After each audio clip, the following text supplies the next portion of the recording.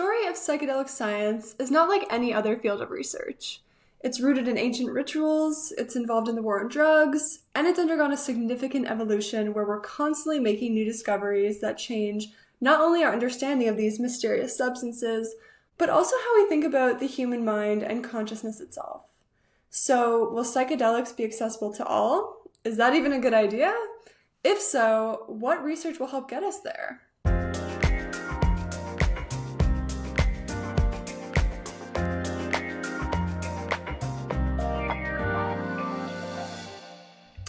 Hello, everyone, and welcome to the integration session. This is a podcast by the Center for Psychedelic Health Research, where we'll be keeping you up to date on current advancements in psychedelic science and what it all means for healthcare, policy, and our understanding of the human mind.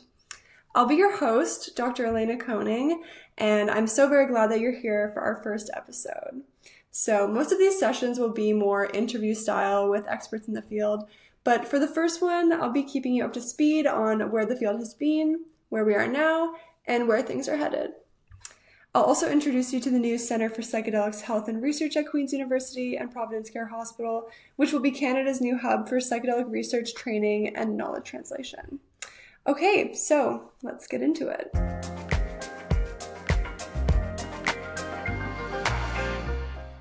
So, the story of psychedelics begins with a little bit of time travel. The real pioneers and original stewards of psychedelic medicine are the indigenous communities who have been using these substances for centuries in both ceremonial and healing contexts, such as those in Central and South Americas. Today's scientific exploration of psychedelics owes an immeasurable debt to these indigenous knowledge systems, which continue to offer critical insight into how psychedelic medicines can be used ethically, effectively, and in harmony with the natural world. We are planning some more in-depth episodes on the ancient roots of psychedelics, so stay tuned for that. But fast forwarding a bit to the 20th century, the timeline of psychedelic research is typically reported to begin in 1943 with the discovery of the psychoactive properties of LSD by a Swiss chemist named Albert Hofmann, who actually accidentally ingested some LSD and then had what you can imagine would be a very interesting cycle home from work. And this day became known as Bicycle Day, actually today, the day that I'm recording this episode, April 19th, and is considered by some to be a hallmark or the beginning of the psychedelic revolution. Hofmann later identified psilocybin in magic mushrooms in 1958, which was another milestone. And just a little side note about some etymology. The term psychedelics was actually named by the psychiatrist Humphrey Osmond in 1957, with the first half of the word psyche meaning mind, and then delos or delic, the second half of the word, meaning to be made clear or to manifest. And as we'll discuss soon, this is kind of what these substances do. So in the 20th century, psychedelics gathered a lot of interest for their potential to assist psychotherapy and improve symptoms of mental health issues. At this point, psychedelics were completely legal, so research was very easy to conduct, and in a lot of cases was actually funded by the government. Studies were finding that psychedelics significantly improved mental health symptoms and were discussed as promising tools for shortening psychotherapy. And this early work contributed to the modern model of psychedelic therapy, where we still administer these substances as an added-on component to psychotherapy, and together is named psychedelic-assisted psychotherapy. So in this model, preparation and integration sessions kind of sandwich the dosing session and also play a really important role. So preparation sessions before dosing help to set intentions, make sure there's a strong therapeutic alliance between the therapist and the patient, and also make sure that the participant is well informed about the process, versus integration, which happens after dosing. This is where the patient and the therapist can help integrate the experience into their everyday life and apply it as a tool for long-term psychological healing. Another side note, because you may have noticed the name of this podcast is the integration session. This concept of integration is kind of what we aim to do with the podcast by sort of taking what we experience and learn in psychedelic research as a whole and sharing it with you all to integrate into our collective knowledge, hence the name of this podcast. But getting back to the timeline of things, it wasn't actually all sunshine and rainbows in the mid-20th century. Psychedelic research faced skepticism in several ways. So First, the studies conducted in this period were not very high quality. They were typically small, not placebo-controlled, among other limitations. And this is an issue because it makes it really difficult to confidently know if psychedelics are having a positive effect on these patients. Secondly, the recreational use of psychedelics increased substantially and became associated with the counterculture movement of the 1960s. So putting psychedelics and their advocates under intense scrutiny by the US president at the time, who was known for starting the infamous war on drugs.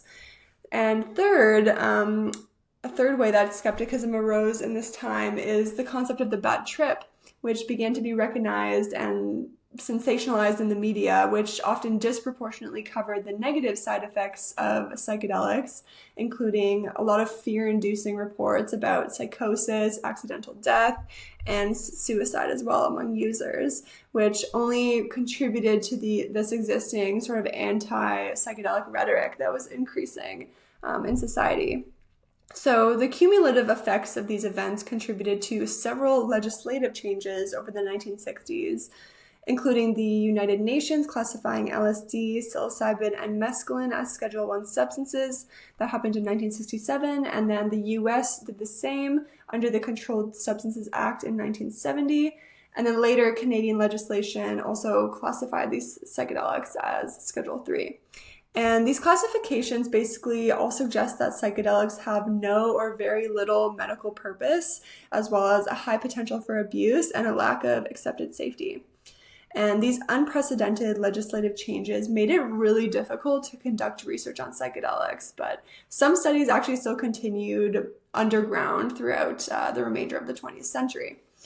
So around the turn of the 21st century, psychedelic research underwent a renewed scientific interest, and the narrative was completely switched. So famously discussed studies like those conducted at Imperial College London and Johns Hopkins University started revealing significant reductions in psychiatric symptoms and also profoundly meaningful experiences. So people suggesting that psychedelics were one of the top 5 most meaningful experiences of their lives, or right up there with the birth of their first child. These are very significant experiences that people are having. And corporate interest as well in psychedelics also skyrocketed. So, for example, the psychedelic drugs market is projected to be worth over $10 billion by 2029. And today, contrary to in the 20th century, we're more likely to see news headlines that overemphasize the benefits of psychedelics, opposed to the safety risks, like we heard earlier. However, these unbalanced media narratives, no matter what direction they fall, can be really harmful to the public, especially considering that there are significant safety risks associated with psychedelic use when it's outside of controlled, medically supervised settings. So, where are we now with psychedelic research?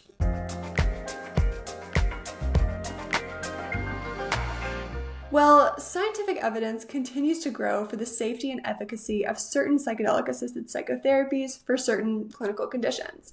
Psilocybin and MDMA therapies are considered the furthest along in clinical trials. So psilocybin has demonstrated significant antidepressant effects for individuals with treatment-resistant depression, and MDMA-assisted therapy has demonstrated similar results for PTSD. In addiction research, psilocybin-assisted therapy has been found to significantly reduce maladaptive behaviors that are associated with alcohol use disorder, and it's also considered promising for smoking cessation. Another major area of study is the use of psilocybin in individuals with cancer-related end-of-life distress, in which psilocybin has contributed to significant relief from these symptoms in patients. Psychedelics are also being investigated for a number of other disorders, such as obsessive-compulsive disorder, chronic pain, Alzheimer's disease, and eating disorders, which is a topic that I'm particularly interested in. But you might be wondering, how is it possible for one type of treatment to demonstrate positive effects for so many different disorders? Is this some kind of magic pill? But the answer is no. The potential of psychedelics for different disorders does not mean that it's a cure-all, but rather it might have something to do with their mechanism of action and how it can target some of the issues that many of these mental health conditions might have in common.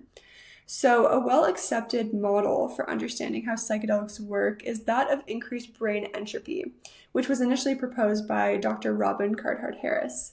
And in his theory, many mental health issues are characterized by rigid beliefs, inflexible thinking, and a state of low entropy.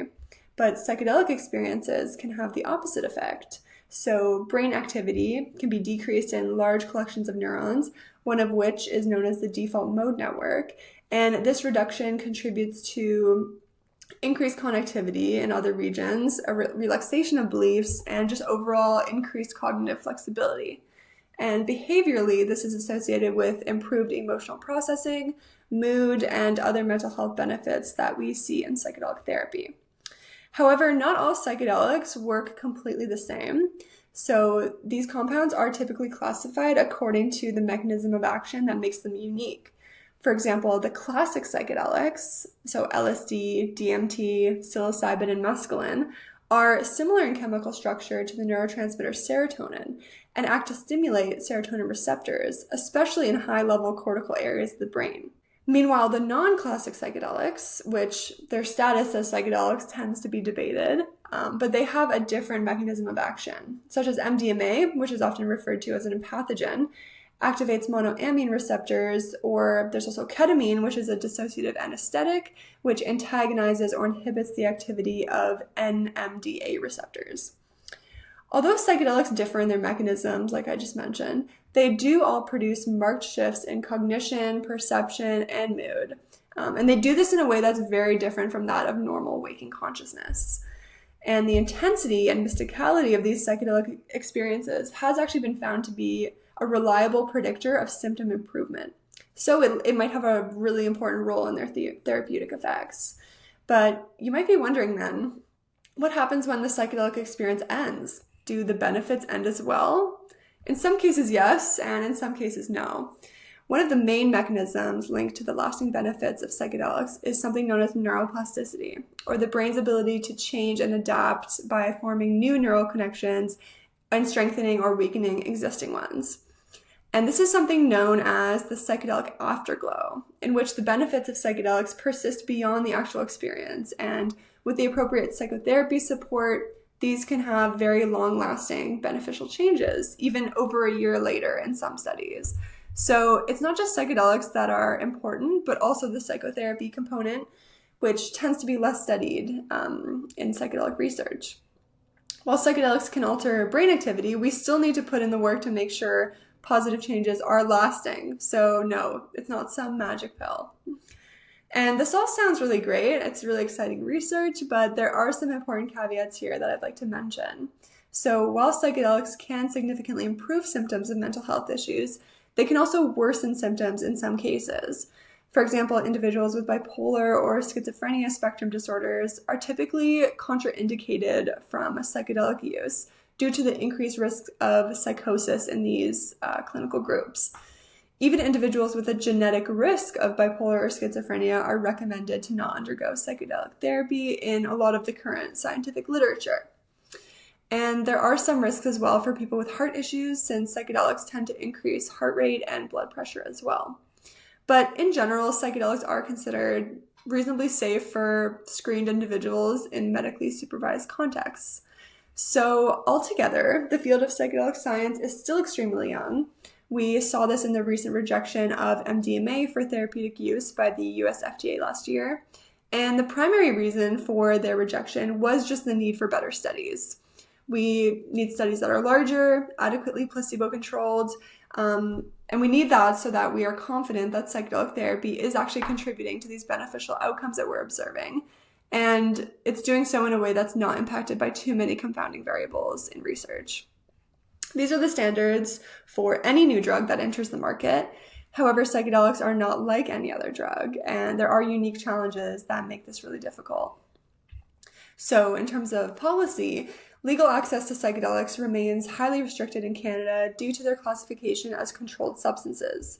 However, in December of 2021, Health Canada actually amended certain laws to allow access to restricted drugs, including psychedelics, through something known as the Special Access Program. So this is essentially a pathway for healthcare providers to request legal access to psychedelic therapy for patients in need. However, approval is typically decided on a case-by-case basis and only for those with severe or life-threatening conditions where conventional treatments have already failed. So that's kind of where we're at, but what about where we're going?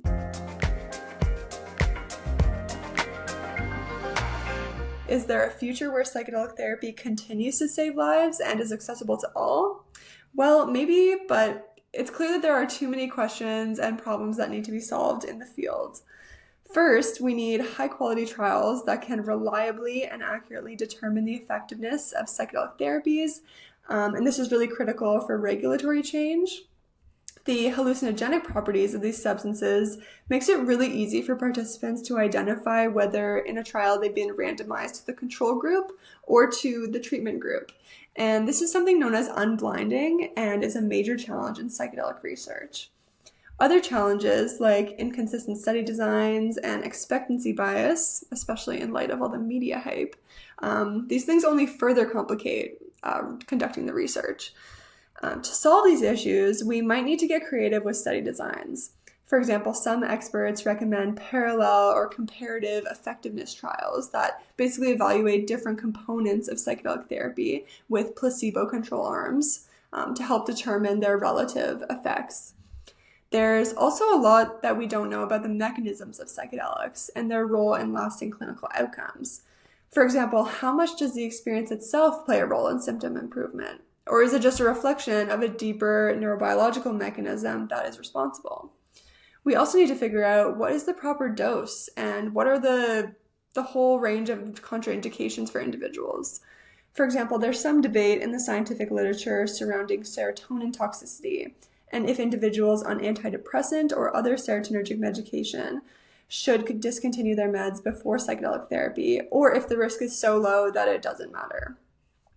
Another aspect that we don't fully understand is the extent to which psychotherapy has a role in outcomes, or the best psychotherapy protocol to use.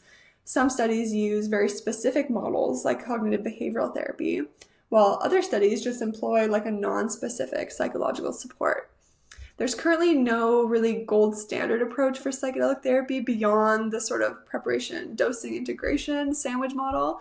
But the length and number of these sessions, or the type of psychotherapy employed, and the scope of the therapist involvement, all of these things we still need to figure out, and each study does it differently, which sort of challenges reproducibility in research. Importantly, the future of psychedelic science isn't just about proving that these substances work for the millions of individuals struggling with their mental health, but it's also about building the infrastructure that we need to facilitate this treatment for everyone in need. So this includes training clinicians, developing ethical and equitable models of care, and integrating our research insights across disciplines.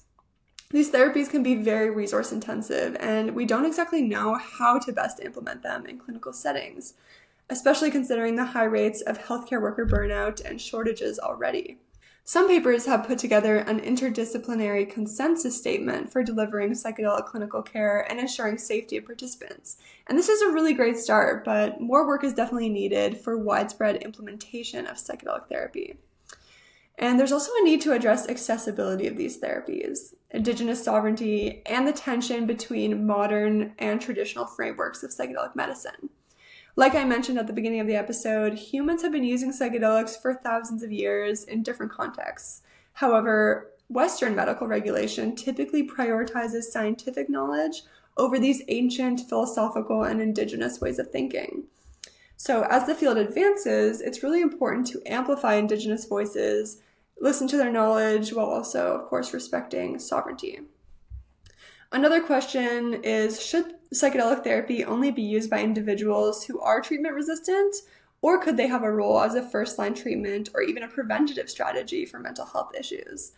The answers might be different depending on the substance and the individual.